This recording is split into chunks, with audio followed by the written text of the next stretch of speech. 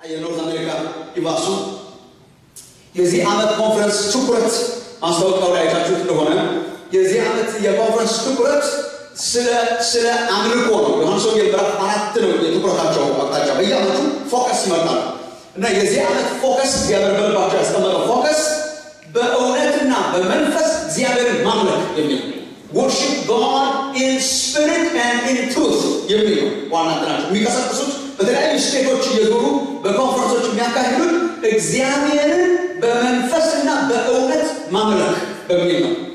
ስለዚህ ከአምልኮ ጋር የተያያዘ ነበር የሰሞኑ የኮንፈረንሳችን ዋና ሀሳብ። የኔም ዋና ማቀርበው መልእክት ዛሬና በሚመጡት ጥቂት ጊዜያት ስለ አምልኮ ህይወት ይሆናል እና የምናገርበት ርዕስ የአምልኮ ህይወት በሚል ነው። ዛሬ አንዳንድ ዋና ነገሮች ልሰጣችሁ ሞክራለሁ። ከዛ ነገርና ተነገ ወዲያ ደግሞ እናጠናክረዋለን። እግዚአብሔር ያስተምረናል ብዬ አምናለሁ። ማስታወሻ ለምትይዙ ሰዎች የትምህርታችን ዋና መሰረት የሚሆኑ የመጽሐፍ ቅዱስ ክፍሎች አሉ። እርግጥ በመጽሐፍ ቅዱስ ውስጥ ስለ አምልኮ እግዚአብሔር የሚያስተምረንን አንዳንድ ጥቅሶች እየጠቃቀስን እንማራለን። ግን ዋና መመስረቻ ክፍሎቻችንን ልንገራችሁ። ዋና ትምህርታችን የሚመሰረተው በሁለት ትልልቅ የመጽሐፍ ቅዱስ ፓሴጆች ላይ ነው። አንደኛው ሮሜ ምዕራፍ 12 ነው። እሱን እናየዋለን ሰሞኑን። ሮሜ ምዕራፍ 12 ሁላችሁ እንደምታውቁት የአምልኮ ምዕራፍ ነው።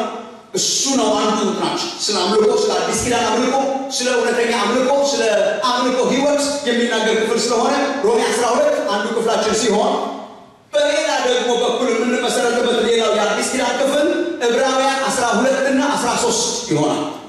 ዕብራውያን ምዕራፍ 12 እና ምዕራፍ 13 እነዚህ ምዕራፎች ዋና ቤዛችን ይሆናሉ። ከዛ ተነስተን ስለ አምልኮ ህይወት አንዳንድ ነገር እንነጋገራለን። ዛሬ ለመነሻ እንዲሆን ከዕብራውያን 12 ላይ አንብቤ ጀምር ደስ ይለኛል። መጽሐፍ ቅዱስ ይዛችሁ እንደሆነ የመጨረሻው ቁጥር እናነብና እንጀምራለን። ዕብራውያን ምዕራፍ 12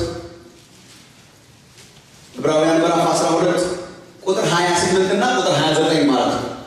እሱን አንብበን አጭርጥሮት አድርገን ከዛ ዋና ነገሮች አካፍላችኋለሁ።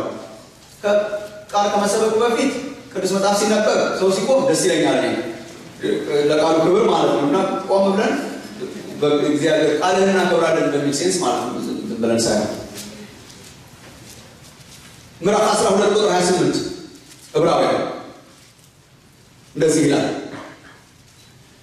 ስለዚህ የማይናወጥን መንግስት ስለምንቀበል በማክበርና በፍርሃት እግዚአብሔርን ደስ እያሰኘን የምናመልክበትን ጸጋ እንያዝ። አምላካችን በእውነት የሚያጠፋ እሳት ነውና። ስለዚህ የማይናወጥን መንግስት ስለምንቀበል በማክበርና በፍርሃት እግዚአብሔርን ደስ እያሰኘን የምናመልክበትን ጸጋ እንያዝ። አምላካችን በእውነት የሚያጠፋ እሳት ነው።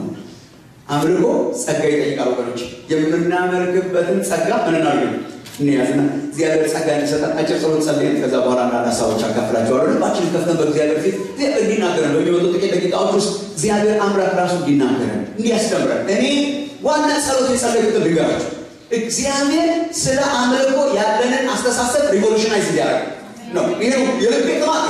እግዚአብሔር ስለ አምልኮ ያለንን አስተሳሰብ፣ ስለ አምልኮ የምናስበውን አስተሳሰብ እንዲለውጥ እንዲቀይረው ሽፍት እንድናደርግ ማለት ነው። አይ ቲንክ እንደዚህ አይነት ኮንፈረንሶች የሚረዱ ለዚህ ነው። እንደዚህ አይነት ኮንፈረንሶች ምናልባት አንድ ነገር ላይ ፎከስ ስለምናደርግ የእግዚአብሔር መንፈስ ይመጣና ሽፍት እንድናደርግ አስተሳሰባችን ሽፍት እንዲያደርግ እግዚአብሔር ይረዳናል ብዬ አስባለሁና ከተገኘን አይቀር በዚህ ምሽት በእግዚአብሔር ፊት ከሆነ አይቀር ልባችንን ከፍተን እስቲ እግዚአብሔር በህይወቴ የሆነ ሽፍት እንዲያመጣ ፈልጋለሁ የምትሉ ሰዎች ጸጋ ጠይቁት ወገኖች። እዚህ what I want to do in my life የምፈልገው ነገር ይሄ ነው። እግዚአብሔር ባለሁበት እንዲያስገለኝ አልፈልግም። በምንም አይነት ክርስትና ባለንበት ከረገጠን it's very dangerous።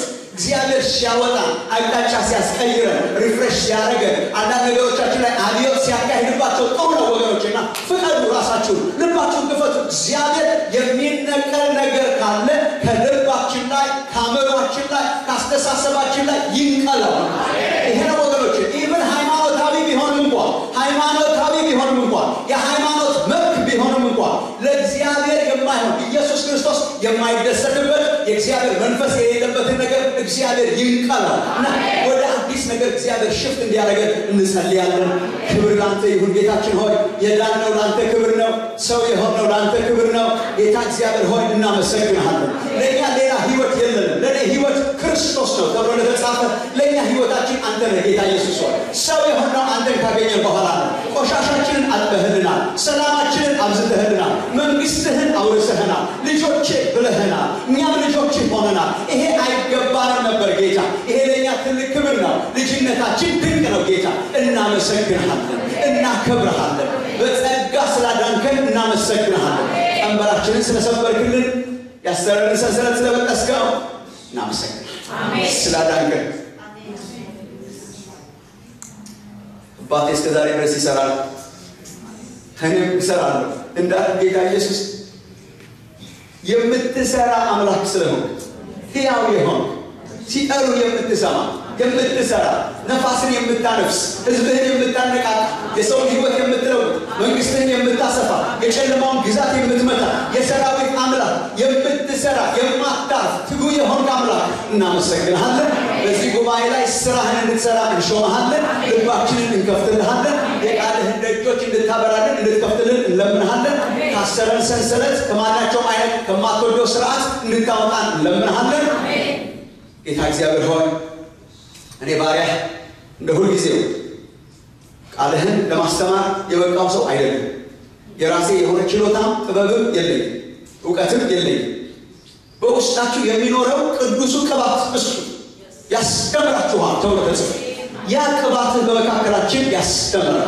ያ ቅዱስ መንፈስህ በመካከላችን ይምራል። የቃልህን ደጆች ክፈትልን፣ ኑ በእግዚአብሔር ብርሃን እንሂድ ተብሎ ተጻፈ። የቃልህ ብርሃን በመካከላችን ፍንትው ብሎ ይምራል።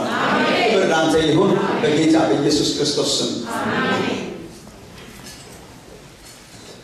የአምልኮ ህይወት በሚመለከት እናንተ ሁላችሁ እንደምታውቁት እዚህ የተሰበሰብን ሁላችሁ እንደምናውቀው እግዚአብሔር ለምንድን ነው ያዳነን? እግዚአብሔር ከእኛ ምንድን ነው የሚፈልገው ብዬ ብጠይቃችሁ ምንም መልስ እናውቀዋል። እግዚአብሔር የመረጠን ያዳነን ልጆቹ ያደረገን እንድናመልከው የሚል መልስ እንደሆነ ደግሞ ልክ ነው። ለክርስቲያን አምልኮ ማለት ዝም ብሎ ከምናደርጋቸው ነገሮች መካከል አንዱ ሳይሆን አምልኮ ለክርስቲያን ስራችን ዋና የተጠራ ነው። ለአምልኮ ነው የሚገባው፣ ለአምልኮ ብቻ ነው።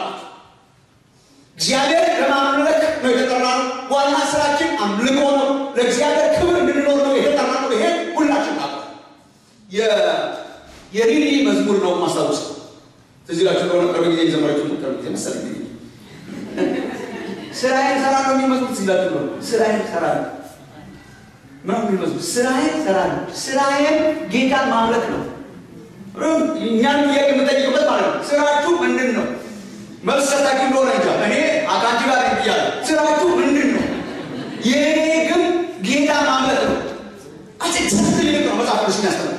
ስራችን፣ ተግባራችን፣ ተልኳችን እግዚአብሔር እንድናደርገው እንድንሰጠው የሚፈልገው ምላሻችን የተጠራንበት ዋነኛ ነገራችን አምልኮ ነው። ከዋና ነገሮች መካከል አንዱ ሳይሆን ዋናዎቹ የሚያስፈልገው ጥቂት ወይም አንድ ነገር ነው ያለው እሱ ዋናው እሱ የተጠራንበት እሱ የሰው ልጅ ዋና ዓላማ እግዚአብሔር አምልኮ ማለት ነው። የሰው ልጅ ዋና የህይወት ዓላማ፣ የሰው ልጅ ዋና የህይወት ግብ፣ የሰው ልጅ ዋና እግዚአብሔር የሰጠው ስራ እግዚአብሔር አምላክን አምልኮ ማለት ነው። ታሳያችሁ አንድ ነገር ለምሳሌ እግዚአብሔር ሲፈጥር ፍጥረት ዓላማው ምን ነበር ብላችሁ አስባችሁ ታውቁ? እግዚአብሔር ለምን ፈጠረ ፍጥረት ዓለም? እዚህ ከእንቅልፋችሁ ካላባናችሁ ጥያቄ ምናልባት አላሰብኩም እንጃ። ለምንድን ነው ፍጥረት የፈጠረው እግዚአብሔር? ይሁን ፍጥረት ጫጫታ ሁካታ ምናምን እንዲያመጣ ብቻ ነው? ቤቱ ስለቀዘቀዘበት ነው እንዳንል ያልቀዘቀዘ ቤት ነው ለዘላለም ያለው እግዚአብሔር። ለምንድን ነው ፍጥረት የፈጠረው? እግዚአብሔር ፍጥረትን በሙሉ የፈጠረው ለአምልኮ እንድናመልከው፣ እንድናከብረው፣ ለክብሩ እንድንሆን፣ ክብሩ እንድንናገር እግዚአብሔር ለመከበር ነው የፈጠረው። ይሄን ነው መጽሐፍ ቅዱስ ለምን ተፈጠረ? ለአምልኮ ተፈጠረ። ፍጥረት እግዚአብሔር ለምን ፈጠረው? ለክብሩ ፈጠረው። እንኳን እኛ የሰው ልጆችን ጠቅላላ ፍጥረት ዓለሙን እንዲያከብረው ነው የፈጠረው። ይሄ ሆነ አንተ ራሳችሁ አንዳንድ ጊዜ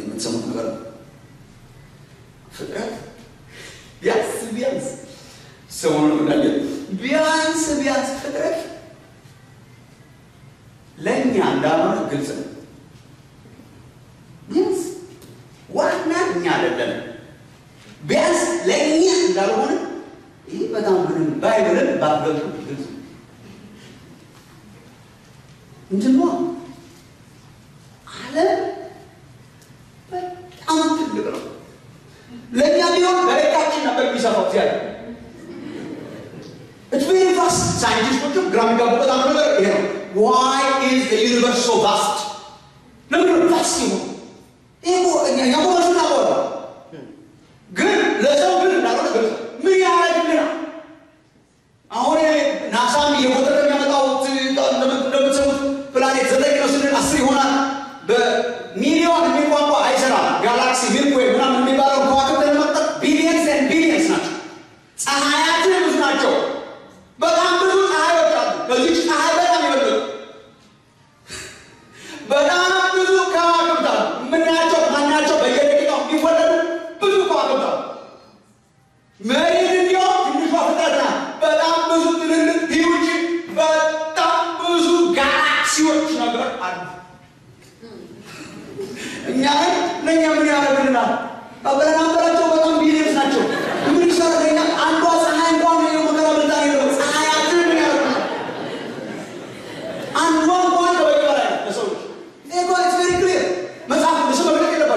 ምናልባት ተሞር ነው አዳዲስ ሰዎችም ይሄ ነው ይሄ በጣም ግልጽ ነው። ይሄ በጣም ግልጽ ነው።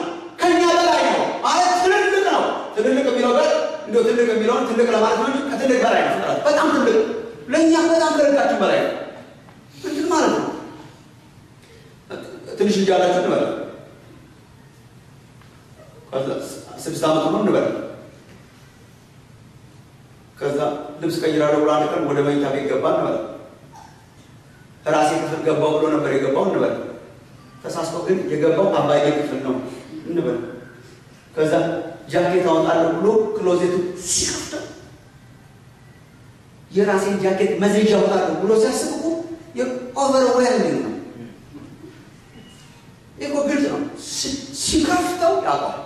ሲከፍተው ካቦርት ነው ያለው ጫማው ትልቅ ሱሪ ትልቅ እዛው ጋር ነው ትልቅ መልሱ ግልጽ ነው። የኔ ቁምሳጥን ነው ብትር ማለት የለም። ዋናው እኔ ነኝ ልበሰው አይባል። ይሄ ያባዬ ቁምሳጥን ነው ማለት ነው። ምክንያቱም ቫስት ነው ሁሉ ነገር።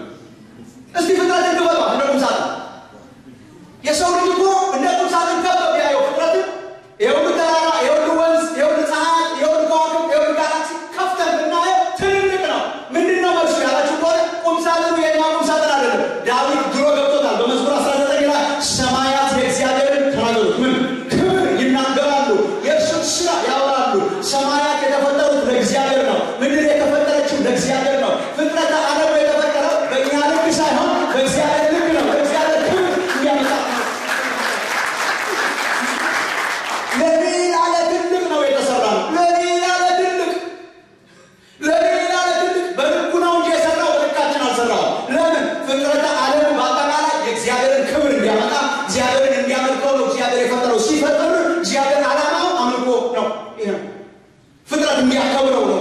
ሰማያት የእግዚአብሔር ክብር እንዲናገሩ ነው። የሰው ልጅም ሲፈጥረው እንደዛው ነው።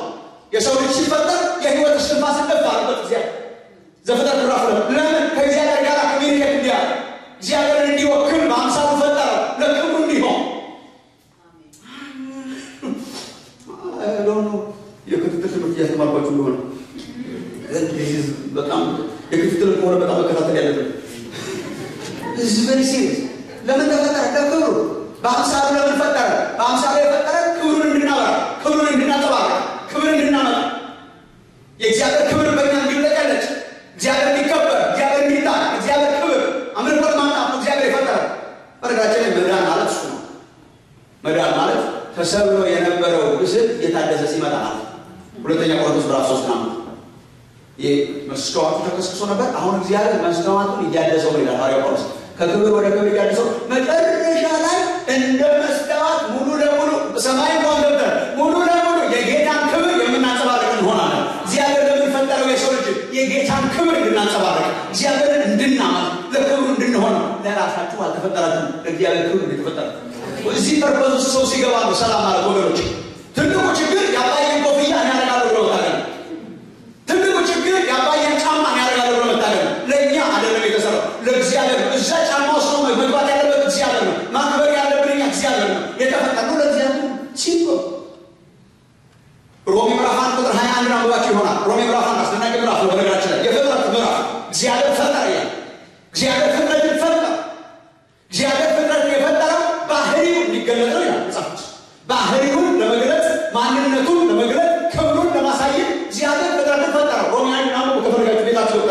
እግዚአብሔር የማይታይ ክብሩ ባህሪው ምን እንደሆነ በግልጽ ለማሳየት ለሰዎች በግልጽ ለማሳየት እግዚአብሔር ፍጥረትን ፈጠረ ይላል።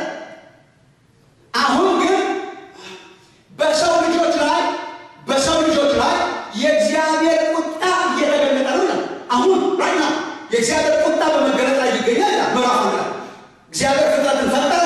ከፈጠረ በኋላ ግን እውነትን በአመፃ ስለከለከሉ በሰው ልጆች ላይ የእግዚአብሔር ቁጣ እየተገለጠ ነው ይላል። ለምን ያለ እንደሆነ እግዚአብሔር የሆነ ፍጥረት የፈጠረው እንዲያመልኩትና እንዲያመሰግኑት ሆኖ ሳለ ቁጥር ላይ ነው። እግዚአብሔርን ግን እንደ እግዚአብሔርነቱ ስላላመለኩትና ስላላመሰገኑት እግዚአብሔርን እንደ እግዚአብሔር እንዳምላክ እንዳወቁት መጠን እንደገለጠው መጠን በመገለጡ መጠን በፍጥረት ያሳያቸውን እግዚአብሔርን ስላላመለኩት ስላላመሰገኑት የእግዚአብሔር ቁጣ በመገለጥ ላይ ይገኛል። ከዓላማችን ውጭ ስለሆነ ሮሜ 1 እንዲያውም ፈጣሪውን ሳይሆን ፍጥረትን ስላመለኩ ለፍጥረት ክብር ስለሰጡ ለእግዚአብሔር ክብር ስላላመጡ የእግዚአብሔር ቁጣ በመገለጥ ላይ ይገኛል። እግዚአብሔር ይርዳ ወገኖች። እግዚአብሔር የሰራን የፈጠረ ልናመልከው ሲፈጠር አምልኮ ነው። እናንተ ታውቁታላችሁ። እኔ ይህን ብዙ አላውያችሁ። ሲፈጠር እንድናመልከው ነው። ራሱን ሲገልጥ እንድናመልከው ነው። ልጽፉ ትችላላችሁ። በእያንዳንዱ ቦታ እግዚአብሔር ራሱን ሲገልጥ ዕብራውያን 12 ይህን ነው የሚያስተምረን ጊዜ ስለሌለን እንጂ ዕብራውያን 12 እግዚአብሔር ተገለጠ ለእስራኤል ይለናል። እግዚአብሔር ለእስራኤል ተገለጠ በጽዮን ተራራ ላይ፣ በዚያ ተራራ ላይ፣ በሚዳበሰው ተራራ ላይ በደመና በክብር ተገለጠ። እየተንቀጠቀጡ አለበት ይላል። በሚዳበስ ተራራ ላይ እግዚአብሔር ራሱን ገለጠ። ሙሴ ራሱ እጅግ እፈራለሁ እንቀጠቀጥማለሁ እስከሚል ድረስ የሚታየው የሚያስፈራ ነበር ይላል። እግዚአብሔር በተራራው ላይ ራሱን ገለጠ። ተንቀጠቀጡ አለበት። መገለጥ ለአምልኮ ነው። እሺ መገለጥ ለእግዚአብሔር ራሱ ለምን ነው ግልጥ የሚያደርገው? እንድንፈራ፣ እንድናገለግል፣ እንድናመልከው፣ እንድናከብረው አሰበት። ይሄ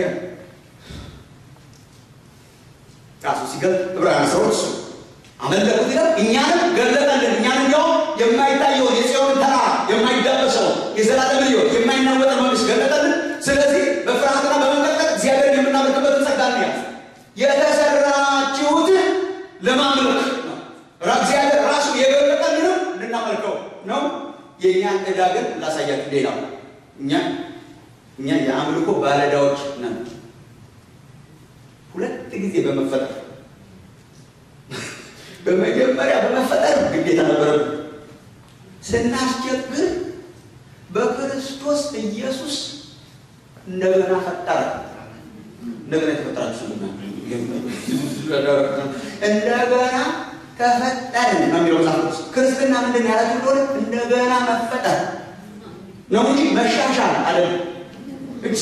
we were reborn ነው ይሆን እንደገና ኤፌሶን 2 ላይ ስታነቡ እግዚአብሔር አስቀድሞ ያዘጋጀውን መልካሙን ስራ እንድናደርግ በክርስቶስ ኢየሱስ ተፈጠርን። አዲስ ፍጥረት አለ። ዳግም ተወለደ። ጌታ ኢየሱስ ለኒቆዲሞስ እንደነገረው ዳግመኛ ተወለደ። አዲስ ፍጥረት ነው።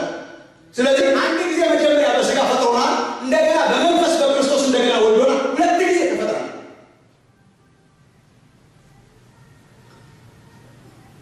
ይሄ እኮ በጣም የሚነዘር ነው። አስባችሁት እንደሆነ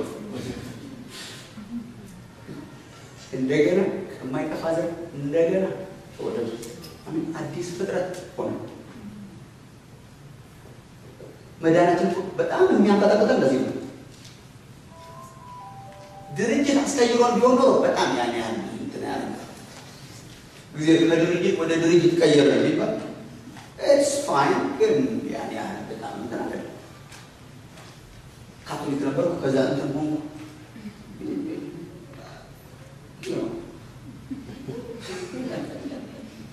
እንደዛ ቆይ ያለው ያለው ከድቅድቅ ጨለማ ወደሚደነቅ ብርሃን ጠራ እንደገና ወለደን አዲስ ሰው አረገን አዲስ ህይወት ሰጠን እግዚአብሔር እንደገና ነው የፈጠረን ክርስቶስ እንደገና መፈጠር አንተ የድሮ አይደለም ጌታ ኢየሱስ ስትቀበል አዲስ ፍጥረት ሆነ አሮጌው ነገር ምን ሆነ ታውቁት አሮጌው ነገር አልፎ ሁሉ አዲስ ሆኖ ማንም በክርስቶስ ቢሆን የተሻሻለ ካቶሊክ ነው የሚለው ማንም አዲስ ፍጥረት ቢሆን ማንም በክርስቶስ ቢሆን ምን አዲስ እግዚአብሔር አዲስ ፍጥረት አረገ ድሮም ፈጠረን እንደገና ፈጠረን ለምን ያለን እንደሆነ እንደናመልክ እግዚአብሔር ለምን አዳነ በጣም ብዙ ሰዎች እግዚአብሔርን ዓላማ በጣም ያሳንሱታል እግዚአብሔር ለምን አዳነ ጋር ከሚባል ሰዓት ያወጣ ብሎ የሚያስበው አለ ወጣንስ ከዛ የግራ መንገዱን ስራ ዋና ያረጉታ እሳት ፈርተው ይከተላል እንዴ እግዚአብሔር ከሳት ለማስመለጥ ብቻ ነው አረንቴ መጣብልሱን አስተራራ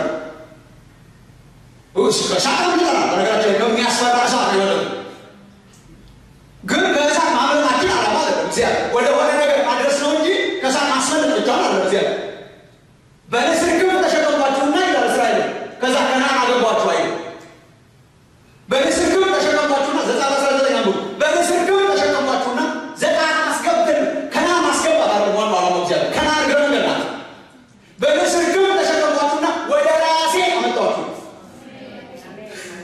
እግዚአብሔር ምን ያደርገው ወደ ራሱ ነው ያመጣው ለምንድን ነው ያዳነን ከገሃነም ለማስመለጥ ብቻ ነው ለምንድን ነው ያዳነን እንድናከብረው እንድናመልከው ለክብሩ ምስጋና እንድንሆን አምላኪዎች እንድንሆን እንድናከብረው እግዚአብሔር ያዳነን ይሄ ነው ይተዳይ ብዙ መደርደር የለብኝም ለእናንተ ታውቁታላችሁ ያገለግለኝ ዘንድ ከአንድ ቦታ ወደ አንድ ቦታ አሸጋግረው ዘንድ እግዚአብሔር ፖለቲካል ፍሪደም እየሰጠ አይደለም ለእስራኤል ብዙዎች እንደሚያስቡ የግብፅን ኮሎኒያሊስት ባርነት ቀንበር ፖለቲካል ቀንበር ሰብሮ ከዛ በኋላ ነፃ ሀገር እየመሰረተ ነው በዚህ ላይ ማለት ነው እነዚህ ሁሉ የደረመገር ናቸው ከባርነት ወጥቶ ነፃ ህዝብ ነው ደረመገር ናቸው ያገለግለን ዘንድ ህዝብን ምናምን እግዚአብሔር ያዳነን እናገለግለው ዘንድ እናከብረው ዘንድ እናመልከው ዘንድ አምልኮ ነው ስራችሁ ወገኖች it's a very important thing ዋና ስራችን አምልኮ እንድናገለግለው እግዚአብሔር ያዳነን እንድናመልከው እግዚአብሔር ያዳነን ሁለተኛ የወደደን እንድናመልከው ይፈልጋል ያለው ማለት ነው ኢየሱስ እግዚአብሔር ይፈልጋል እንደዚህ አይነት አምላኮችን ይፈልጋል ዮሐንስ ይፈልጋል እግዚአብሔር ምን ይፈልጋል የሚያመልኩትን ይፈልጋል እግዚአብሔር የሚያመልኩትን ይፈልጋል በእውነትና በመንፈስ የሚያመልኩትን ይፈልጋል እግዚአብሔር የሚፈልገው ይሄ እግዚአብሔር ፈልጎ ነው ለራሱ ህዝብ ፈልጎ ነው አምልኮ ፈልጎ ነው ለክብሩ ነው እግዚአብሔር የጠራው ለእኛ ሳይሆን ለእሱ ክብር ነው እግዚአብሔር የጠራው እስካሁን ድረስ በጣም አልገባኝም ካላችሁ ግን የሚያስገባቸው ክፍሎች እንገራችሁ ሮሜ 12 አንድ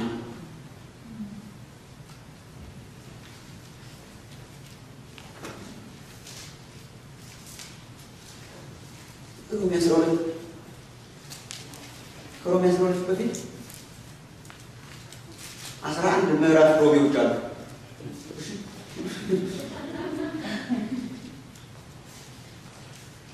በምዕራፍ አስቀመጥናቸው እንጂ በምዕራፍ አይቀመጡ ከምዕራፍ በላይ ናቸው በ11 ምዕራፎች እግዚአብሔር የሰራው ስራ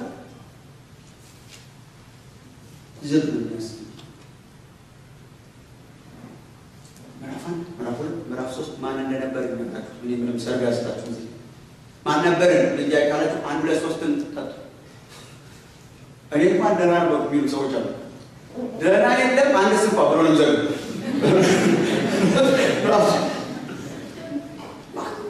እንደ ሙት ነበር በኃጢአታችንና በበደላችን ሙታን እኔ ድሮ ማንነቴን አውቃለሁ ካለ 1 2 3 ውሰዱት። የእግዚአብሔር ቁጣ እየተገለጠ ነው። ፓጋኖቹ ፍጥረትን ስላመለኩ የቁጣ ልጆች እንደሆነ ይነገራል። ምን ነበር? ኃጢአተኞች ነበር። ከእግዚአብሔር የተለየ ነበር። የኃጢአት ደሞዝ ደግሞ ሞት ነው። መሞት ያለብን ነበር። እግዚአብሔር መለየት ያለብን ነበር። ጻድቅ የለም፣ አንድም የለም። ኃጢአተኞች ነበር። ቀጥታ ወደ ገሃነም የምንገባ የቁጣ ልጆች ነበር። ከዛ በኋላ ከዛ 4 5 6 ስትሄዱ the good news 1 2 3 is the bad news። ዲያግኖሲሱ ነው በርግና ቋንቋ አልፎ አልፎ ስለምሰማኑ ጀራው ብዙ ምርመራ 1 2 3 ተመርምረን ወደቀ። ተመርምረን በሽተኛ ሆነ። ከ3 አጋማሽ በኋላ 4 ላይ እግዚአብሔር መድኃኒት አመጣ። ኢየሱስ ክርስቶስ አመጣ። በጸጋው መጸገበት ልጅን አመጣ። 4 እና 5 አስደናቂ ጉድ ኒውስ ነው የሚነግራቸው። በጸጋ እንዲሁ በእምነት እግዚአብሔር በክርስቶስ አዳነ። በክርስቶስ ኢየሱስ እግዚአብሔር አዳነ። ፓኬጅ ነው። ልክ በጣም ብዙ ነው። በጣም የሚያስገርም ነው። ሰጠን ይላል የዘላለም ሕይወት ሲሰጠን ያውም እንደ እንትን አይደለም፣ እንደ የሰራንበት የሥራ ውጤት ሳይሆን የሰራንበት የሥራ ውጤት ቢሆን በጣም ብዙ አያስደንቅም። ምዕራፍ 4 ሲገቡ ደሞዝ አይደለም ይላቸዋል። የእግዚአብሔር የሰጠን የዘላለም ሕይወት ደሞዝ አይደለም። ደሞዝ አሁን ስትወስዱ በጣም ያስገርማችሁ ትገርሙ ይሆናል። አሁን ፔንቸር ስትወስዱ goodness no ya son todos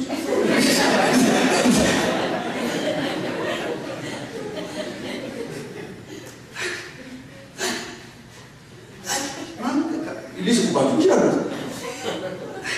y mana ada hay kamera ya pun terus dia kan betul kunci laser rasanya serau yang ada serau tidak serau serau tidak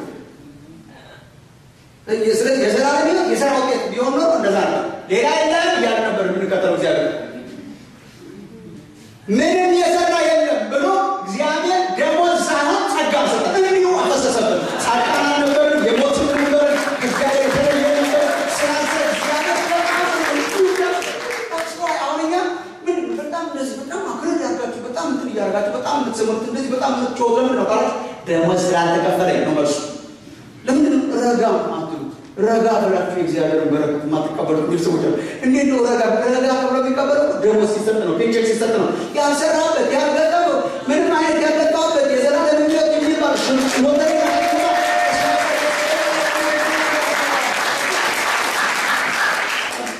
ምን ወይ የሚያስቀዘቅዝ ማለት ነው። ግሬስ ነው እግዚአብሔር ዝም ብሎ አፈሰሰበት። ያልሰራነው ሰዎች ነው ያነሳል እግዚአብሔር። የሞትን ሰዎች ነው እግዚአብሔር ከሞት ያስነሳል። እግዚአብሔር ሕይወትን ሰጠን። 4 5 6 ራሳቸው አሞት እግዚአብሔር ሕይወትን ሰጠን ይላል። ምዕራፍ 7 8 አካባቢ ስትደርሱ እግዚአብሔር በመንፈስ ያንን ሕይወት እንዴት እንድንኖር ደግሞ እግዚአብሔር መንፈሱን እንዴት እንደሰጠን ያስተምራል። ምዕራፍ 7 ምዕራፍ 8 ላይ መንፈሱን ሰጠን ይላል። ምዕራፍ 8 ላይ እግዚአብሔር አምላክ እንግዲህ በክርስቶስ ኢየሱስ ያሉት አሁን ክሬ የለባቸው የእግዚአብሔር መንፈስ በውስጣቸው ይሰራል። አዲሱን ሰው እንዲለመልም የሚያደርግ እግዚአብሔር መንፈስ ሰጠን ይላል። ምዕራፍ 7 ምዕራፍ 8 9 10 11 እሱ ደግሞ ሌላ ግሎሪየስ ነው። 9 10 11 እግዚአብሔር ወሰደና ከጥንቱ የኪዳን ሕዝብ ጋር አቀላቀለኛል። በተለይ እኛ አሕዛብ በጣም አስገራሚ ነው። የኪዳን ሕዝብ እስራኤል ነበር እና እግዚአብሔር ወሰደና እኛ የበረሃ ወይራ የሆነውን ዝም ብለን በየቦታው ያደግነውን ወሰደና እግዚአብሔር ግራፍ አድርጎ ከሕዝቡ ጋር ከቃል ኪዳን ሕዝቡ ጋር እግዚአብሔር የዛን ቃል ኪዳን የአብርሃምን ቃል ኪዳን እግዚአብሔር ለአባቶቻችን የገባውን ቃል ኪዳን እሱ የወይራ ዘይት እየወሰድን እንድንለምልም አደረገ። እግዚአብሔር በሉዓላዊ አሰራሩ መረጠን። እግዚአብሔር በሉዓላዊ አሰራሩ ከኪዳን ሕዝብ ጋር አንድ አደረገ ይላል። እሱም ሲጨርሰው ጳውሎስም ሲጨርሰው በነገራችን በአምልኮ ነው የሚጨርሰው 11 የእግዚአብሔር ጥበቡና እውቀቱ እዚህ እንዴት የማይመረመር ነው ምናምን ያደርግለው እንዴት ማይመረመር ሁሉ ለእርሱ ነውና ለእርሱ ለዘላለም ምን ይሁን ብሎ ነው የሚጨርሰው። ለእርሱ ለዘላለም ክብር ይሁን አሜን። ከአንድ እስከ 11 እግዚአብሔር አደረገ፣ እግዚአብሔር አዳነ፣ እግዚአብሔር ሕይወት ሰጠ፣ እግዚአብሔር መንግስት ሰጠ፣ እግዚአብሔር ኪዳን ሰጠ፣ እግዚአብሔር አደረገ። 12 ላይ ነው እንግዲህ for what purpose? የቸርች አባል ያደረገ ብቻ what is the purpose? የሁሉ ስራ ለምን? የሁሉ ኢንቨስትመንት ለምን? የሁሉ ኢንቨስትመንት እግዚአብሔር ለምን ኢንቨስት አደረገ? ለምን ልጁ ሰጠን? ለምን አዳነ? በነገራችን ላይ ምዕራፍ 12 ቁጥር 1 ሲጀምር ሐዋርያው ቅዱስ ጳውሎስ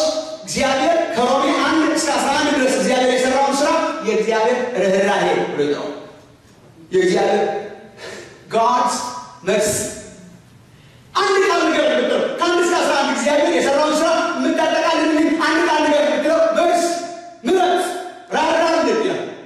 እንግዲህ ወንድሞች ሰውነታችሁን ሕያው ቅዱስ መስዋዕት አድርጋችሁ እግዚአብሔርን ደስ የሚያሰኝ መስዋዕት አድርጋችሁ ለእግዚአብሔር ታቀርቡ ዘንድ በእግዚአብሔር ምን ነው ርኅራኄ እንደምናቸዋል። ርኅራኄ የሚለው in light of የእግዚአብሔር ርኅራኄ ማለት ነው። ስለ እግዚአብሔር ርኅራኄ የሚለው ከአንድ እስከ 11 እግዚአብሔር ስለራራላችሁ በዚህ ርኅራኄ ምክንያት in light of this mercy አሁን እናንተ ምን ምላሻችሁ ካላችሁ አሁን እናንተ ሰውነታችሁን ሕያው ቅዱስ ደስ የሚያሰኘው መስዋዕት አድርጋችሁ ለእግዚአብሔር አቅርቡ። እግዚአብሔር ለምን ሁሉ ኢንቨስት አደረገ? ራሳችንን ሕያው ቅዱስ መስዋዕት አድርገን ለእግዚአብሔር እንድናመልከው እንድናከብረው። ለምን አዳነን? እንድናከብረው። ለምን አዳነን? እንድናመልከው። ለምን አዳነን? ለክብሩ እንድንሆን። ለምን አዳነን? መስዋዕት እንድንሆን፣ ደስ የሚያሰኝ መስዋዕት እንድንሆን። አምልኮ ፈልጎ ነው ያዳነን። ክብር ፈልጎ ነው ያዳነን። እንድናከብረው ነው ያዳነን። መስዋዕት እንድንሆን ነው እግዚአብሔር ያዳነን። በእኛ ደስ መሰኘት ፈልጎ ነው እግዚአብሔር ያዳነን። አምልኮ አቅራቢዎች እንድንሆን ነው እግዚአብሔር ያዳነን። የእግዚአብሔር ዓላማ እንድናከብረው እንድናመልከው። ዕብራውያን 12:28 ሌላው ቅድም ያልኩት የማይናወጥ መንግስት እንቀበላለን ይላል። 28 አግኝታችሁ ጋር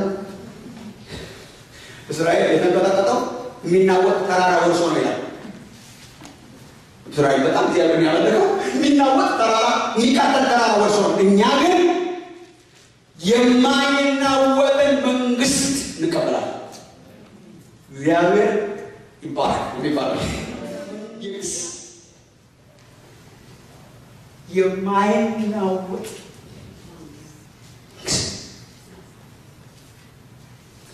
ምን ፖለቲካ ውስጥ አልገባም፣ ግን ለፖለቲኮቹ ጠቅላላ እናንተ ደምራችሁ እስከመጨረሻ እርፍ የሚያደርግ የማይናወጥ መንግስት የለም። ሩቅን ገብተን እንሸሸግ ነበር። ሁሉ የራሱ መናወጥ አለው። ያንዳንዱ የፋይናንስ ይሆናል፣ ያንዳንዱ የትኛው ግን ነው ቀውስ ክራይሲስ ምናምን ማለት ነው ማለት ይናወጥ። ፋይናንሱ ይናወጥ፣ ፖለቲካው ይናወጥ፣ ሁሉ ነገር ይናወጥ። አንዲት መንግስት ናት ማትናወጥ። ቀውስ የማይገጥማት ክራይሲስ የማይገጥማት አንድ መንግስት ናት፣ እሱም የእግዚአብሔር መንግስት። ስለዚህ እኛ የምንቀበለው መንግስት የማይናወጥ መንግስት ነው የምንቀበለው። የማይናወጥ መንግስት ስለምንቀበል ምን እናድርግ? ይሄው ወላጆች ራሳቸውን በውስጥ መጽሐፍ ቅዱስ የማይናወጥ መንግስት ስለምንቀበል ምን እናድርግ? ይሄው ግልጽ ስለምንቀበል በማክበርና በፍርሃት እግዚአብሔር ደስ እያሰኘን የምናመልክበትን ጸጋ ነው። ለብዙ ነገር ቆረ እግዚአብሔር ይጠራል። ለአንድ ነገር ነው። ለአንድ ነገር ነው ማርታ እንዳላት ኢየሱስ ለአንድ ነገር ነው፣ ለአምልኮ ነው። የማይናወጥ መንግስት ስለምንቀበል እግዚአብሔር የምናመልክበትን ጸጋ እንያ ለአምልኮ ነው ሰራን። ዋና ስራችን አምልኮ ነው። ዳግም የተወለድነው ለአምልኮ ነው። አምልኮን መማር ያስፈልጋል። አምልኮን ማወቅ ያስፈልጋል። እያመለኩ መኖር ያስፈልጋል። አምልኮ ላይ ፎከስ ማድረግ ያስፈልጋል። ዋና ስራችን ከሆነ ልናውቅ ያስፈልጋል። ምክንያቱም የተጠራነው ለአምልኮ ስለሆነ። ትንሽ ሊገባኝ ጀምሯል። ግን አንድ መጨረሻ የሚለስንልኝ ነገር ካላችሁ የሚለስንላችሁ ውስጥ ኤፌሶን ምዕራፍ 1 ላይ እስኪ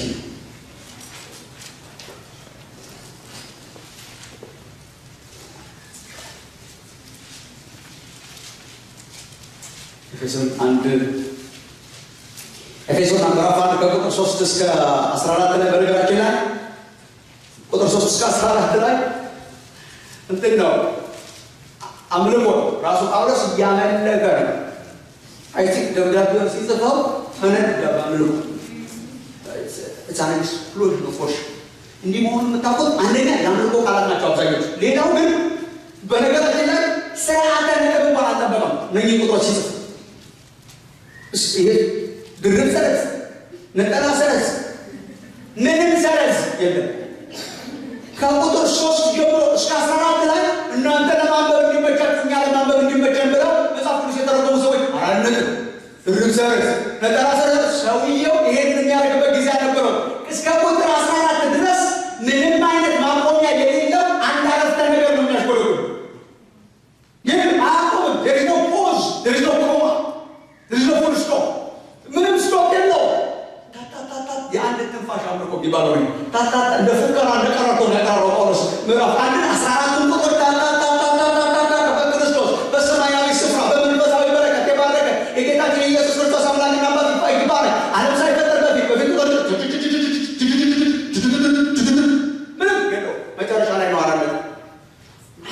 በሰማያት ላይ እያመለከ ነው እግዚአብሔር ያከበር ያን ትንፋሽ ስቴትመንት ነው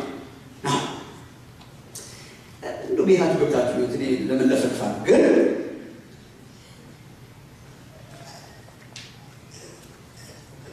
ያን ቃል ነገር እግዚአብሔር ባረከ ባችሁ እኛ ክርስቲያኖች ወርቅ እስከዛሬ ተነግራችሁ ብዙ እንደተነገረው ግን እስከዛሬ ደስ አላሰባችሁ ነው አስቡ ፕሊዝ እግዚአብሔር ባረከ ክርስቲያን በረከት ተጠባባቂ ብቻ ሳይሆን ኦልሬዲ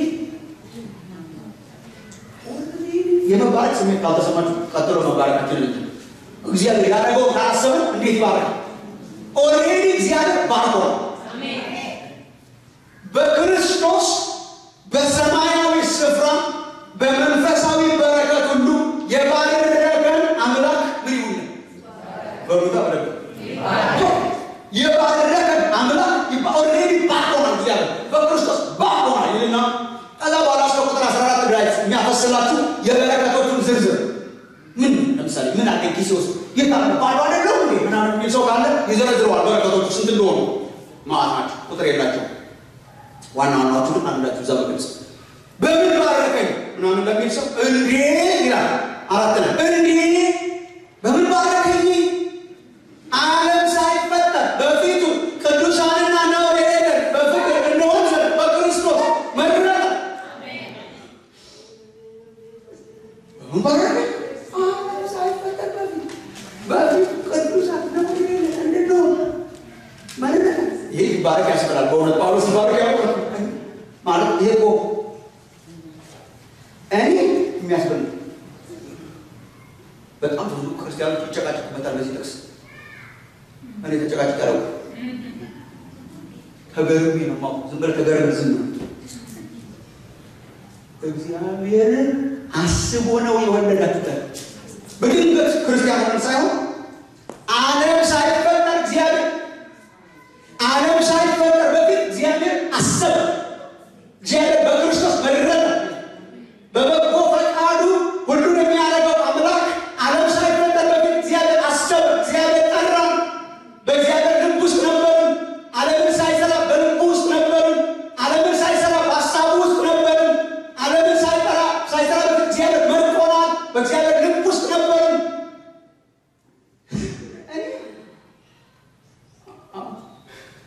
በእግዚአብሔር በልብ ውስጥ ነበሩ ወይ ባክ ይህን መካደቻ እኔ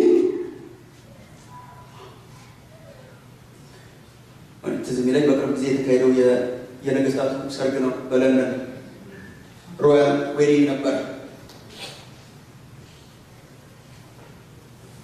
የተጠራ ሰው የለም ከመካከላቸው በእርግጠኝነት ነው የምናገረው የታሰበ እዚህ መካከል ለምንድን ነው የታሰበ ቢኖር ኖሮ እንሰማ ነበር በሰማ ይሄ ራሱ ነው እናንተ ባርማችሁ አትቀመጡ ነገር የሚያሳብድ ነው የሚያስገርም ነው ንግስቲቷ ብዙ ባለስልጣን እንኳን አልተጠራም ነገራችን ባለስልጣን መሆን እንኳን አይወጣም እንግዲህ ታገር ውስጥ ያሉ ባለስልጣናት ያልተጠሯል የዛው ሀገር ከባለስልጣንም ባለስልጣን ከባለጠጋም ባለጠጋ ነው ንግስቲቷ በልቧ ውስጥ ነበር ሰርጓን ስታዘጋጅ በልቧ ውስጥ እኛ ነበር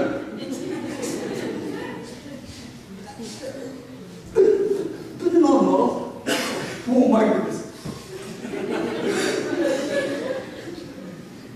ዜናው ያከበረ ነበር ያዘገበው ነበር የሚያሳብድ ነው ንግስቲቷ የልጇ ሰርግ ላይ አስባ መስክባ ትኬት ዝም ብሎ በድንገት ደርሶ ይሰን አስባ መስክባ እንትና መጠራት አለበት በላ አስባ ጠራች እኛ በድን ዝም ብሎ ከአሜሪካ ካወጣው ጉርፍ እያለ ሄደው ፎቶ ለማንሳት የጎረፈስ ፎቶ ለማንሳት ከራሚ በላው ንግስታቱን ለማየት እና ሰርጉን ለማየት ለመታዘብ ብሎ በርቀት ለማየት እየተጋፋ ያለው ህዝብ ሳይሆን የተገኘንበት ምክንያት ተጋፍተን ሳይሆን ለንግስቲቷ ታስበን ተመዝግበን ሁሉ ነገር ተርቆን እንገኝ ያስቀራል አይደል ጳውሎስ ያሳበረው የሮማ ንጉስ ሳይሆን ያን ጊዜ የነበረው የሮማ ንጉስ ሳይሆን የነገስታት ንጉስ የሆነ እግዚአብሔር የልጁ ሰርግ ላይ ዓለምን ሳይፈጥር በፊት እኛ የተደረገላችሁ ለወቅ ባርኮትህን ቁጥር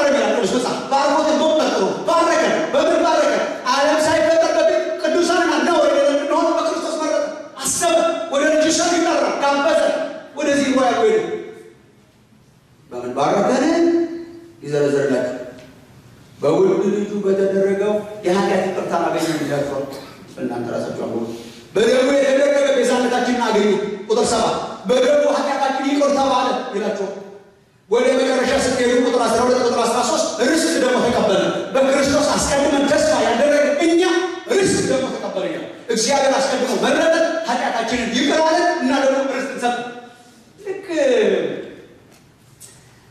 ልክ ለእስራኤል በብሉይ ኪዳን ያደረገው ነው ለእኛ ያደረገው፣ ግን በሚበልጥ ክብር። እስራኤልን መረጠው፣ በአብርሃም መረጠው። የተመረጠው ሕዝብ ባሪያ ሲሆን በደም ነፃ አወጣው። በደም ነፃ አወጣውና ወስዶ ርስት ሰጠው። የእስራኤል ታሪኳቸው እግዚአብሔር እስራኤልን መረጠው፣ በአብርሃም አማካኝነት መረጠው። የተመረጠው ሕዝብ ባሪያ ሲሆን በደም አወጣው። እግዚአብሔር ነፃ ያወጣው ሕዝብ ወሰደና ርስት ሰጠው። እኛንም በክርስቶስ አሁን አዲስ እስራኤል የሆነውን እግዚአብሔር መረጠን ይላል። ዓለም ሳይፈጠር በፊት እግዚአብሔር መረጠን። የተመረጠው ሰው ግን ባሪያ ነበረ። እግዚአብሔር በልጁ በክርስቶስ ኢየሱስ ነፃ አወጣንና አዳነን ይላል። ነፃ አወጣንና ካዳነን በኋላ እግዚአብሔር ርስት ሰጠን፣ ርስትን ተቀበልን። አሁን ወደ ዋናው መጣ። ለምን ባረከን? መረጠን፣ ኃጢአት ይቅር አለን፣ ርስት ሰጠን። የቀድሞ ጥያቄ ጠይቀና እንጨርስ። ለምን ለምን እሳት እንዳያቃጥለን አይደለም። It's not about us. It's getting the fire. ከዛ በላይ ነው። እሺ እግዚአብሔር አላ ከዛ በላይ ነው እግዚአብሔር አላ። ለምንድን ነው እግዚአብሔር ይሁሉ ያደረገው? ይኸው መጽሐፍ ቅዱሳችን የማሙሻ አስተያየት ያመሳችሁ ጠጋ ብላችሁ እንዲወጡ ይደግምላችኋል። ጳውሎስ 3 ጊዜ ቢያንስ ይደግምልናል። ይሄ ሁሉ ለምን ጳውሎስ ይሄ ሁሉ ለምን ይሄ ሁሉ በረከት ለምን ባረከን እግዚአብሔር? ቁጥር 6 በውድ ልጁ እንዲያው የሰጠን የጸጋው ክብር ይመሰገን ዘንድ ይሄን አደረገ። ለምንድን ነው እግዚአብሔር የሆነ የሰራው? ይመሰገን ዘንድ እንዲያው የሰጠን የጸጋው ክብር ይመሰገን ዘንድ ይሄን አደረገ። ድገም ይደግማል።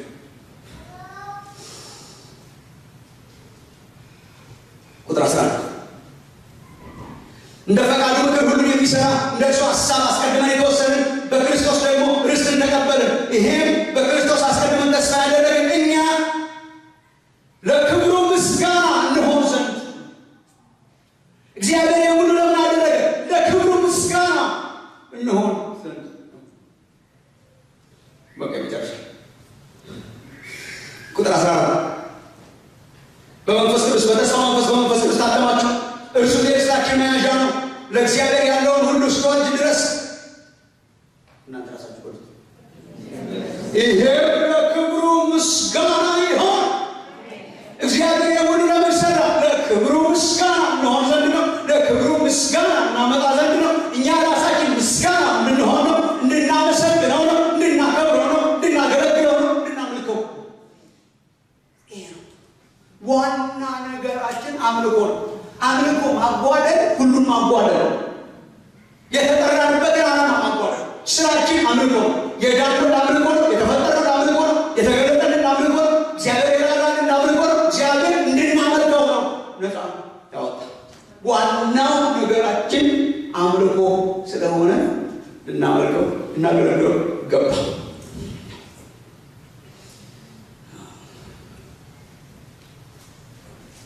አምልኮን መማር፣ አምልኮን ማወቅ፣ አምልኮን ማስፋት በጣም ረዱ ምናምን አድርጎኝ በጣም ለማቅረብ ሞክረው ለዚህ ዋናችን ስለሆነ ዋናችን ሆኖ ሳለ ግን እንደ ዋና ደግሞ አልያዝነው። እንደ ዋና አልያዝነው። እንደ ትርፍ ጊዜ ነው የያዝነው። አጥብበን ነው የያዝነው። ችግሩን ላሳያችሁና ከዛ ጸልየን ነገ ምን እንደሆነ ብናይ ይሻላል መሰለኝ። እንዳልጀማምሩ በጣም ከፍተኛ ሃይማኖታዊ አስተሳሰብ ነው ያለን ስለ አምልኮ። ተዘበለ ሪሊጂየስ ነው። የሃይማኖት መልክ ያለው ኢየሱስ ማለት ነው። የሃይማኖት መልክ ነገር ነው ያለን። ብዙ የሰፋ አስተሳሰብ የለንም። ዋና ስራ አምልኮ ነው እያለን ዋና ስራችን ሌላ ሆኗል። እና በጣም የጠበበ አስተሳሰብ ነው ያለው ስለ አምልኮ በጣም ጥብቅ ያለ ነው ውስን ያለ ነው አብዛኛው ክርስቲያን የሚያስበው አምልኮ ማለት የተወሰነ ቦታ ላይ አልፎ የተወሰነ ጊዜ በመገኘት አንዳንድ ነገሮችን ለእግዚአብሔር ጥሎ መመለስ ፍረግሟል እንጂ በጣም መነቀል ያለበት መራራ ነው አምልኮ ምንድን ነው አልከው አንዳንድ የተወሰነ ቦታ ላይ አልፎ በመሄድ በተወሰነ ጊዜ የተወሰኑ አንዳንድ ነገሮችን ለእግዚአብሔር ሰጥቶ ከዛ ወደ ኑሮ መመለስ ደግሞዋል አምልኮ ምንድን ነው የምትለው ሰርክል አድርጋችሁ አላዛር ይረዳል አላዛር ጎበዝ ነው በዚህ ሁለት ሰርክል ብንሰራ አንድ ትልቅ ሰርክል አለ እዚህ ኑሮ የሚባል የሰርክሉ ስም ኑሮ ነው እጎን ደግሞ ትንሽ የአነስተኛ ሰርክል አለች እሷም አምልኮ ስለዚህ ክርስቲያን ምንድን ነው የሚያስበው አብዛኛው ክርስቲያን ዲቫይድ ነው የተከፈለ ነው ኑሮ ውስጥ ማለት ነገር አለ እናንተ የምታውቁት ስራ አለ ልጆች አሉ ትዳር አለ ባል መሆን አለ ሚስት መሆን አለ አገልጋይ መሆን አለ ማት ነገር አለ እንደዛ ያደረጉት ማት ነገር አለ ነው ኑሮ የኑሮ ሰርክል ነው ይችኛዋ የአምልኮ ሰርክል ናት እና ብዙ ሰው አምልኮ ምንድን ነው የምትለው ከዚህ ከኑሮ ማዕበል አንዳንድ ጊዜ ስታገኝ ትወጣና እዚህ ሰርክል ላይ መጥተህ መዝሙር የምትባል መባ የምትባል አገልግሎት የምትባል ቅዳሴ የምትባል አንዳንድ ነገር ጣላለ ቶሎ ብለህ ወደ ኑሮ ደግሞ ትመስል ትመጣ ይኸው ባለገ ያሳየናል ወይ ምናልባት ያሳያል ጨሽ ይልቀቅ ትልቁ ሰጥሱ ስለዚህ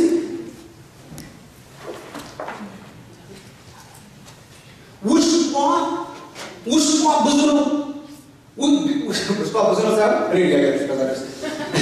ውስጧ ብዙ ነው ብቻ ሳይሆን ውስጧ በጣም ብዙ ቢዚነት የተሞላ ነው ኤቭሪባዲ ኢዝ ቢዚ ምንድን ነው ቢዚ ያደረገው ኑሮ ስለዚህ ባል ይሆናል ሚስት ሆናለች ተማሪ ይሆናል ሰራተኛ ይሆናል እንትን ይሆናል ይዝናናል ኢንተርቴንመንት ደግሞ አለ በዛ ላይ ኢንተርቴንመንት አለ ይሄ ሁሉ ኑሮ ነው ከዛ የሆነ ቦታ ይሄንና አምልኮን ለእግዚአብሔር ያቀርባል በቦታ የተወሰነ አምልኮ በቦታ የተወሰነ ትዝ ይላችሁ ይሆናል ትንሽ ይናንተ በተለይ በቅርብ ጊዜ ወጣችሁ በድሮ ነው አብዛኛው ሰው አምልኮ በቦታ የተወሰነ ለምሳሌ ይታያችሁ እንደሆነ ይሄ ማለት እኔ የገለጽኩት ማለት ነው የኑሮ ሰርክ ይኖራል እንደፈለገ ይኖራል ብዙ ሰው እንደፈለገ ይኖራል የአምልኮ ሰዓት ስትደርስ እዛ ሰርክ ጋር ሄዶ የሆነች ነገር አድርጎ ወደ ኑሮ ባህር ሆኖ ይገባል ለምሳሌ በታክሲ በውይይት ሲሄድ እንደፈለገ ይኖራል ታክሲ ውስጥ ይሳደባል ይጮሃል ኑሮ ላይ ነው ያለው ይደባል ይጮሃል የፈለገ አንተ እኛ እኮ እንደ ሃይማኖት ብዛት ኢትዮጵያ አምላኪዎች ብንሆን አገር ይገለበጥ ነው ትክክለኛ አምላክ ግን ሃይማኖት መግን ያለ ለምን ይጮሃል ሰው ይሳደባል ይሰርቃል ይዘርፋል ሚኒባሱ እንደምንም ብሎ የሆነ የአምልኮ ጣቢያ አካባቢ ሲደርስ በድንገት ያለ ቅዱስ ሆይ በድንገት አሪፍ ይሆናል በድንገት አንድ ጠብቀኛል የሚደረገው ያደርጋል አይመችም ለቪዲዮ እናንተ ታውቁታላችሁ የሚደረገው ነገር ያደርጋል አምልኮ ጣቢያ ላይ ሲደርስ የአምልኮ ነገሮች ያደርጋል ልክ ሚኒባሱ ትንሽ አረፍ ሲል የቀድሞ ኑሮ ውስጥ ተመልሶ ይገባል ምሳሌ ይገኛል ሚኒባሱ ያምልኮውን ጣቢያ ባይረቅ ምን አለ ብላችሁ ትመኙት ኢየሱስ እዛው ቢኖርልኝ ሰላማዊ የሆነ ሰው እንደዚህ የሚያንተን የሚያደርገው ሰውዬ ቆይ አንዴ ብሎ ስድብ የሚያቆመው ሰውዬ እንደቆመ ቢቀርልኝ እዛው አምልኮ ላይ ምን አለበት ነው ተመልሶ ወደ ነው እኛም እንደዛ ነው እንደፈለግን እንኖራለን በጣም ብዙ ምን ላይ ነው ብትለው ስራ ላይ ነኝ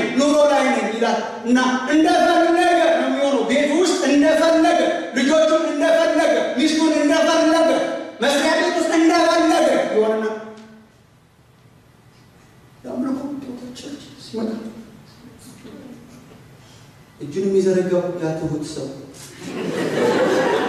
ሊንበረከከው የሚያለቅሰው ሰው ይመጣል። ለትንሽ ጊዜ ናት። ምን አለበት ይሄን ፖዝ ማድረግ ብቻ ያላቸው ክርስቲያኖች ምን አለበት ባሌን እዚህ ላይ ፖዝ አድርጎ ማስቀረት ብቻ ቀርቶ ኦ ማይ ጉድነስ እስቲ ወንድሞችን እስቲ ሰላም በላቸው ሲባል ይሄ ወድሻና የሚለው ፖዝ ማድረግ ብቻ በተወሰነ ጊዜ ላይ ብቻ የአምልኮ ነገር እናመጣለን። አምልኮ የምንገባበትና የምንወጣበት ትንሹ ሰርክል ሆናለች። የምንገባበትና የምንወጣበት ገብተን የምንወጣበት መስሪያ ቤት እንደፈለግን፣ ቤት ውስጥ እንደፈለግን፣ መንገድ ላይ እንደፈለግን፣ ስንዝናና እንደፈለግን ነው የምንዝናና። ይሄ ኢንተርቴንመንት ነው። አምልኮ ላይ ያለ መስለ እንዴ ትሲታ ኢንተርቴንመንት ትስቺስ ሙቪ ምናምን ብለን እንደፈለግን ኢንተርቴን እንሆናለን። ከዛ በኋላ ስንመጣ እንደገና ሌላ ጨዋ ሰውዬ ይመለሳል። በጨዋነትና በአምልኮነትና በጨዋነትና በእንትንነት መካከል እንደተዛወዝን አለ። በቦታ የተወሰነ በሰዓት የተወሰነ አብዛኛው ሰው እሑድ ጠዋት ናት ያምልኮ የሃይማኖት መልክ በነገራችን ላይ ዚስ ኢዝ ሪሊጅን መንቃት ያለባቸው ለዚህ ነው። ሃይማኖት ያስካደ ሳይመስል የሚያስክድ ነው። ሃይማኖት አደገኛ ነው። በነገራችን ላይ የፈርድ አይመስልም። ኢየሱስን የሰቀለው ሃይማኖት ነው። ኢየሱስን የሰቀለው ክህደት አለ። ኤቲስቶች አልሰቀሉትም። ኢየሱስ ሪሊጅን የሰቀለው ለምን? ጥቅስ እየላቀስ ነው የምትሰቅለው እና የካድ አይመስልም። እያመለክ ነው የሚመስለው። ጌታን እያገለገልክ ነው የሚመስለው። ሪሊጅን አደገኛ ነው። ስለዚህ ታዲያ ፈሪሳዊ በሳምንት 2 ቀን እጦማለሁ ብሎ ሲመክር እንደዛ ነው። በሳምንት 2 ቀን ነገር ነው ሃይማኖት። በሳምንት 1 ቀን ነገር ነው ሃይማኖት። አምልኮ እሱ አይደለም። አምልኮ እየገባን የምንወጣበት አላገር የምንሄድባት እናቴ ብዙ ጊዜ መድረክ ላይ አማታሉና አደራችሁ እንዳታሳየው እሷን ታውቃለች። ትንሽ ተማለች። ግን ይሄ አሁን ልጅ ወየት እዚህ ላይ እንደሆነ ቤተክርስቲያን ስትሄድ በድንገት የሆነ ነገር ያደረገች እንዴ ቤተክርስቲያን ድረስ ብዬት ልምጣ አምተን ኤግዛክትሊ እሱ ነው የምታደርገው። ድረስ ብለህ እንዳይቀር ነገር ነው እና የልጅነት ታሪክ ሆኖ ቢቀር ቤት ሆኖ ነበር። ደስ ብለው የሚመለሱ ክርስቲያኖች አልፎ አልፎ ቸርች ብቅ ብለው የሚመለሱ አሉ። አልፎ አልፎ ሲችሉ የዓመት በዓል ሰሞኑን መጥተው የሚሄዱ አምልኮ አልፎ አልፎ ነገር ህይወት ያለወጠ እምነት ከዚህ እግዚአብሔር ይጠብቃችሁ ወገኖች። መላ ኑሮ ሰርክሉን ያልገለበጠ ትንሽ የሰርክል አውጥቶ እግዚአብሔር ያንስበታል። እግዚአብሔር ትልቅ አምላክ ነው። ትንሿን ሰርክል እያመጣን ጠብ የምናደርግለት አምላክ የለም ወንድሜ። እግዚአብሔር የሰራዊት አምላክ እኛም ስናንስበት ነው። ኑሯችንም ሲያንስበት ነው። መላ ነገራችንን ብንሰጠው ሲያንስበት ነው። ሁሉን ነገር ለእግዚአብሔር የምንሰጥበት ነው እንጂ ደረስ አድርገን አላርገን የምንሄድበት ዘመን ማብቃት አለበት። ስለዚህ ሪቮሉሽናይዝ መሆን አለበት። ይሄ ሰርክል መኖር የለበትም ነው የሰሞኑ ትምህርታችን። ምናልባት ተስማምታችሁ ልትመጡ ከነገ ይሄ ሰርክል መኖር የለበትም። እዛ ውስጥ ነው መሆን ያለበት። አምልኮ ይሄ ትልቁ ዳቦ ነው መሆን ያለበት። ራሱ ነው አምልኮ። በመላ ኑሮ ነው አምልኮ። እግዚአብሔር ያዳነን በመላ ኑሯችን እንድናከብረው ነው እንጂ ከኑሯችን ውስጥ ቆርሰን ትንሽ እንድንሰጠዋለን። በመላ ኑሯችን፣ በስራ ቦታችን፣ በቤታችን ውስጥ፣ በቤተ ክርስቲያን፣ በመንገድ ላይ ስንዝናና፣ ስንጫወት በሁሉ ነገር እንዲከብር ነው እንጂ እግዚአብሔር የጠራን ከኑሯችን እየቆረስንና እየቀነስን ትንሽ የምንሰጠው ደካማ አምላክ በሰማይ የለም። በመላ ኑሮ ነው። እሱን አሳያቸዋለሁ ነገ ስትመጡ። ግን አንደኛ ቆሮንቶስ 10:31 ነው የሚጨርስ። ራሳችሁን ነው የሚፈልጋችሁ እግዚአብሔር። ራሳችሁን ጠቅላላ ይሄ ነው አምልኮ። አንደኛ ቆሮንቶስ 10:31 አንደኛ ቆሮንቶስ 10:31 ስለ መብልና መጠጥ በተነሳ ጭቅጭቅ ጳውሎስ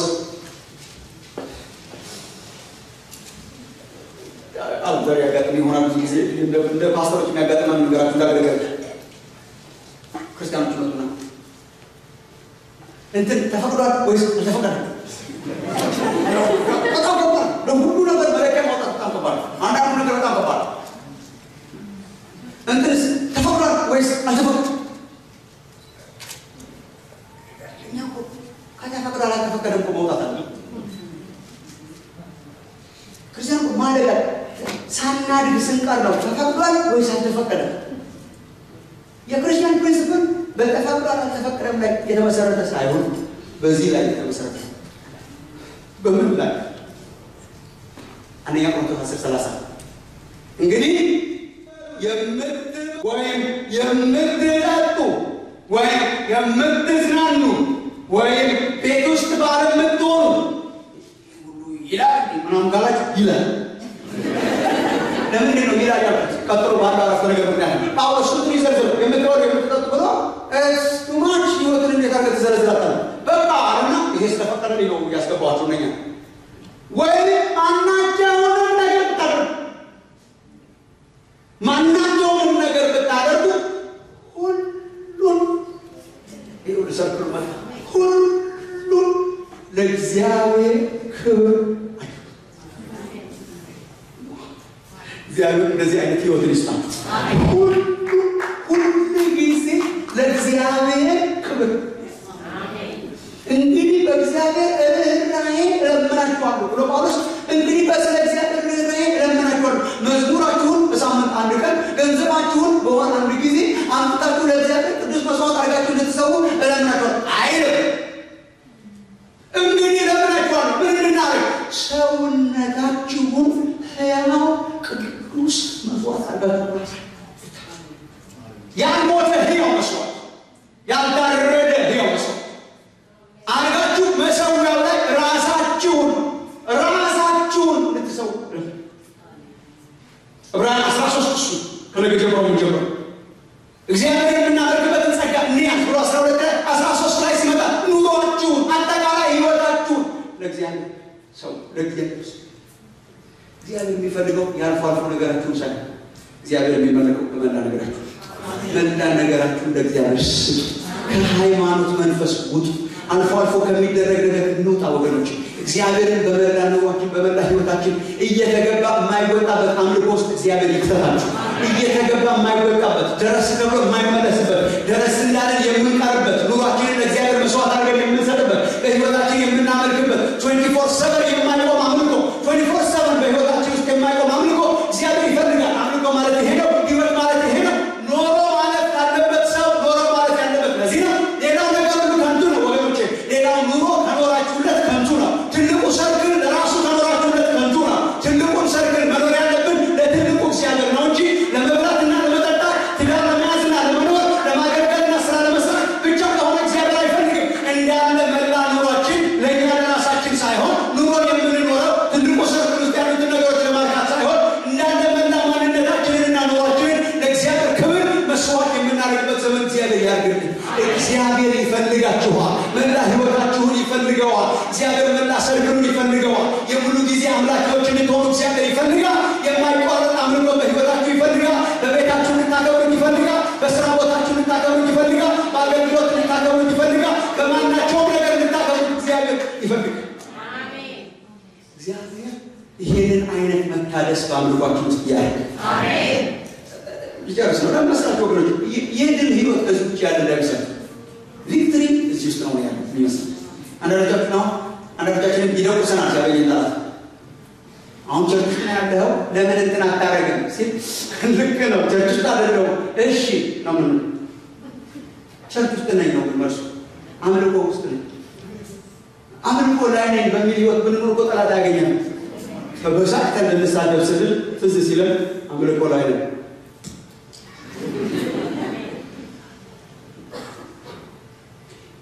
የሆነ ነገር ልናረግ ስንል አምልኮ ላይ እንደዚህ ብንቀኝ ጠላት ምን ሰበብ ያደርጋል?